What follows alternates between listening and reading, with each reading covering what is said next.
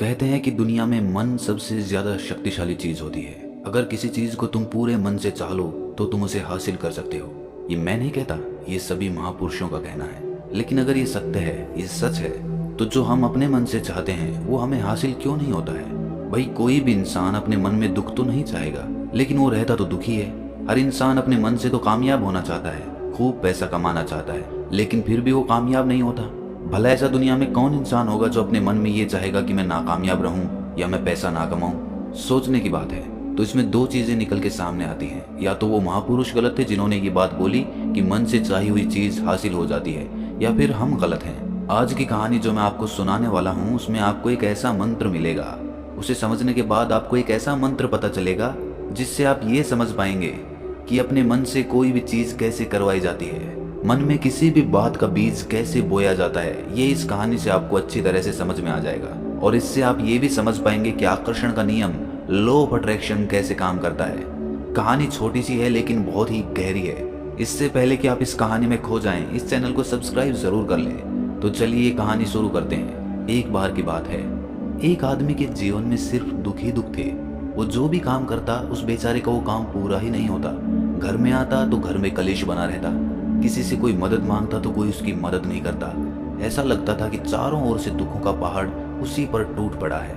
उसे समझ नहीं आ रहा था कि मैं इन दुखों से पार कैसे पाऊं। वो दिन रात यही सोचता रहता कि अपने दुखों से छुटकारा कैसे पाना है। इसी कारण से वो रात में सो भी नहीं पाता था।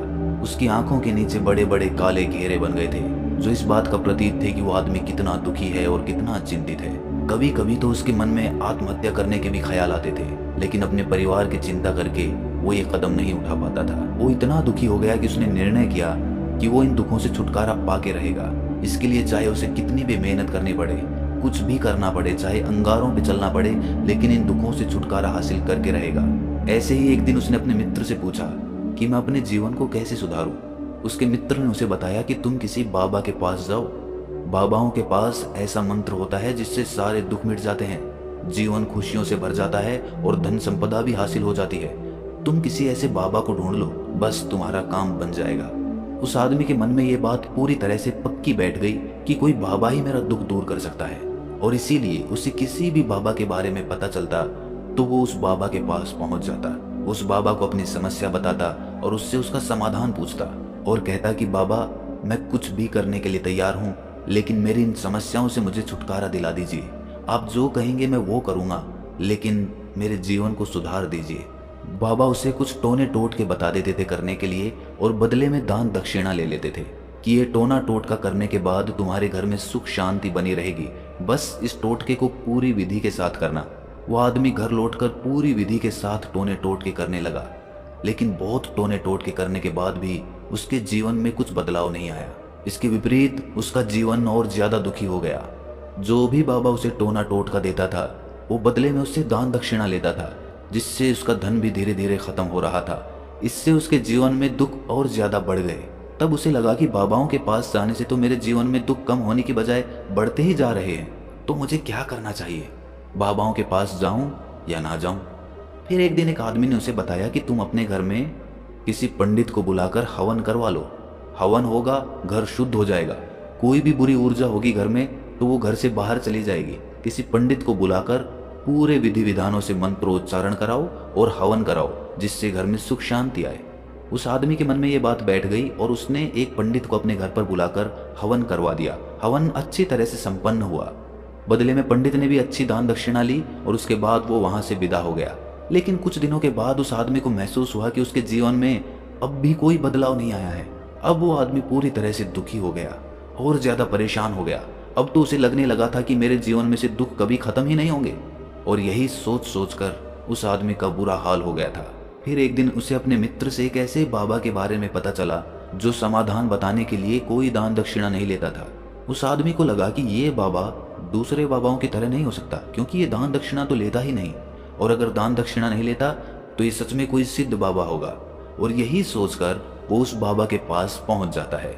जब वो आदमी वहां पर पहुंचता है तो वो बाबा ध्यान में बैठे हुए थे। ये देखकर वो आदमी वहीं पर चुपचाप बैठकर ध्यान से बाहर आने का उनका इंतजार करने लगा। थोड़ी देर बाद बाबा ने आंखें खोली तो सामने एक दुखी और परेशान युवक को बैठे देखा। वो उसकी आंखों के नीचे काले घेरे देखते ही समझ गया कि ये आदमी अपने जीवन से कितना परेशान है। उसे संबोधित करते हुए बाबा ने पूछा कि बच्चा, क्या चाहते हो? बाबा के पास क्या लेने आए हो? उस आदमी ने कहा कि बाबा, मैं अपने जीवन से बहुत परेशान हूँ।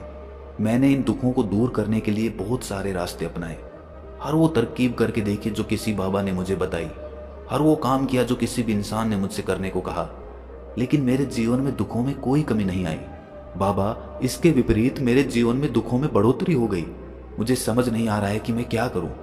कभी कभी तो मैं आत्महत्या करने की सोचता हूं, लेकिन अपने परिवार की सोचकर मैं ये कदम नहीं उठा पाता। मैंने आपके बारे में बहुत सुना है बाबा, और मैं बहुत उम्मीद के साथ आपके पास आया हूं। कृपया करके मुझे कोई ऐसा मार्ग बताएं जिससे मुझे अपने दुखों से छुटकारा मिल जाए। मैं अपने दुखों से छुटकारा पाने के लिए कुछ भी करने को तैयार हूं। आप मुझे कोई भी रास्ता बताएं, चाहे वो रास्ता कितना भी कठिन क्यों ना हो, मैं उसको पार करके रहूंगा। बाबा ने महसूस किया कि आदमी तो सच में बहुत परेशान है। बाबा ने उसकी बात सुनकर कहा कि बच्चा, दुखों को दूर करने के लिए मंत्र ऐसे ही नहीं मिलते। मंत्र पाने के लिए कुछ करना पड़ता है। तुम कुछ कर सकते हो? ये सुनकर पहले तो उस आदमी ने सोचा कि ये बाबा भी मुझसे दान दक्षिणा ही मांगेंगे, लेकिन और कोई रास्ता ना पाकर उस आदमी ने कहा कि बाबा, आपको जितनी भी दान दक्षिणा चाहिए मैं देने के लिए तैयार हूं, लेकिन आपका मंत्र सच्चा होना चाहिए, वो पूरा होना चाहिए, उसका फल मुझे मिलना चाहिए। उसके बाद मैं आपको जो भी दान दक्षिणा लेना चाहते हो वो दे दूंगा। बाबा ने कहा कि दान दक्षिणा तो बहुत छोटी सी चीज है, मुझे वो नहीं चाहिए। इस पर वो आदमी सोच विचार करके बोला, तो बाबा, मैं अंगारों पे भी चलने के लिए तैयार हूं, आप मुझे बस आज्ञा दीजिए।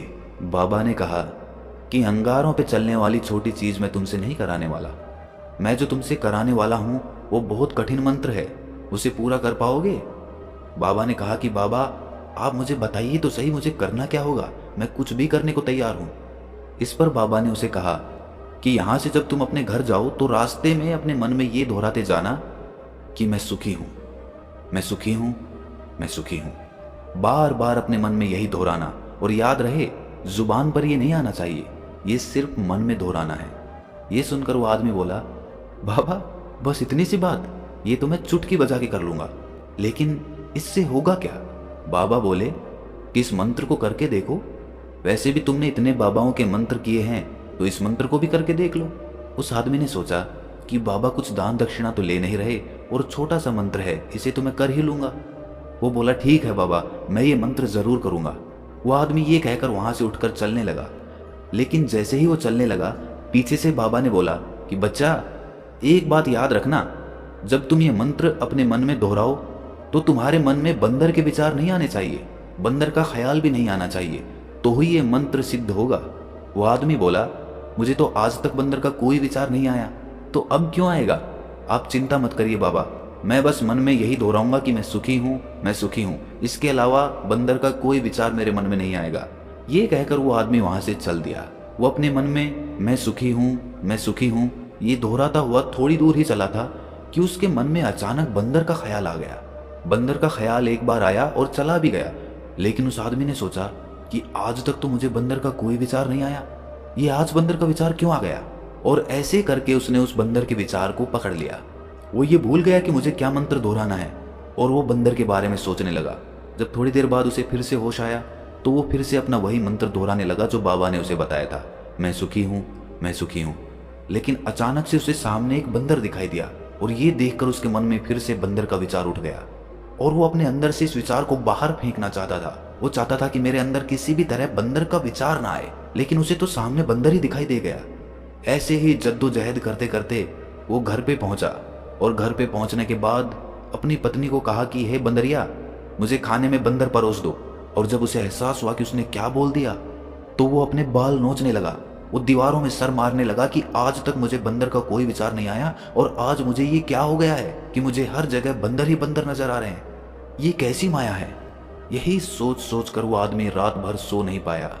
रात भर करवटें बदलता रहा, और सुबह उठकर सीधे उसी बाबा के पास पहुंच गया और उसके चरणों में गिरकर कहा कि बाबा, पता नहीं क्या चमत्कार हो रहा है, आज तक मुझे बंदर का कोई विचार नहीं आया, लेकिन कल से जब से आपने मुझसे कहा कि बंदर का विचार नहीं आना चाहिए, तब से मुझे हर जगह बंदर ही बंदर नजर आ रहे हैं। उस आदमी ने कहा कि बाबा, मुझे तो आपके पीछे पेड़ पर बैठा हुआ बंदर भी केले खाता हुआ दिखाई दे रहा है। ये हो क्या रहा है बाबा?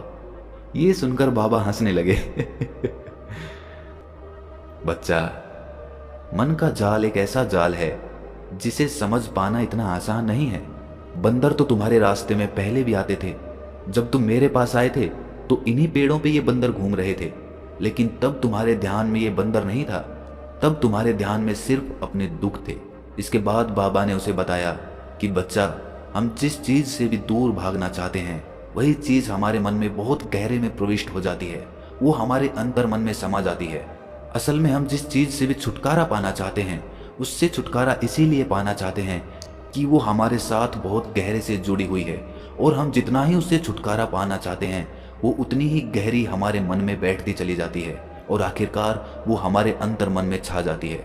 ऊपर से तो हम चाहते हैं सुखी होना, कि मैं सुखी हूँ सुखी हूँ, हमारे होंठ भी यही बोलते रहते हैं, लेकिन हमारे मन में दुख समाये होते हैं। हमारे विचारों में, हमारे मन में हमें दुख ही दुख दिखाई देते हैं। इसीलिए अपनी जुबान से बार बार ये बोलने से कि मैं सुखी हूँ मैं सुखी हूँ, हम सुखी नहीं होंगे जब तक ये मंत्र हमारे अंतर मन में प्रविष्ट नहीं होगा। इस पर उस आदमी ने पूछा कि बाबा, लेकिन ये मंत्र हमारे अंतर मन में प्रविष्ट कैसे होगा? ये सुनकर बाबा ने कहा कि बच्चा, अपने दुखों से लड़ना बंद कर दो। जब तक तुम अपने दुखों को दूर करने की सोचते रहोगे तब तक वो दुख तुमसे चिपके रहेंगे, तब तक वो दुख तुम्हारे अंतर मन पर अपना राज जमाए बैठे रहेंगे। और जिस दिन तुम उन दुखों के बारे में सोचना ही छोड़ दोगे, उन दुखों से छुटकारा ही नहीं पाना चाहोगे, उसी दिन से तुम्हारी जिंदगी से दुख गायब हो जाएंगे। क्योंकि किसी भी चीज से छुटकारा पाने के लिए हमें उस चीज के बारे में सोचना पड़ता है, और हम जितना ही उस चीज के बारे में सोचते हैं वो उतनी ही गहरी हमारे मन में प्रविष्ट होती चली जाती है। हम अधिकतर समय दुखों के बारे में ही सोचते हैं। हम यही सोचते हैं कि हमारे जीवन में दुख है और हमें इससे छुटकारा पाना है।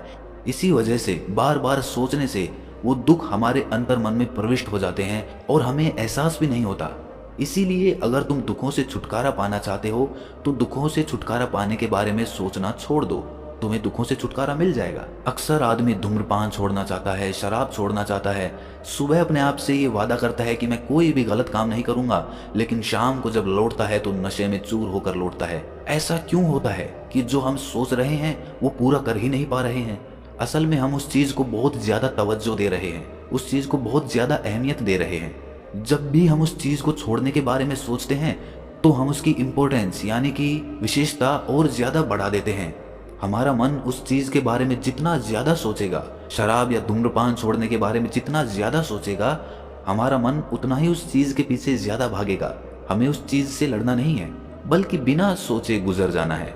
और अगर इस मंत्र को हम समझ लेते हैं तो हम अपने जीवन में जो भी पाना चाहते हैं उसे अपने अंतर मन में डाल सकते हैं, और एक बार वो लक्ष्य हमारे अंतर मन में बैठ जाता है तो फिर सफलता पाने में कोई समस्या नहीं आती, कोई दिक्कत नहीं आती। तो दोस्तों, कैसी लगी आपको ये कहानी कमेंट सेक्शन में ज़रूर बताएं, और अच्छी लगी तो इस चैनल को सब्सक्राइब करना ना भूलें। तो मिलते हैं अगली कहानी में, तब तक के लिए अपना ख्याल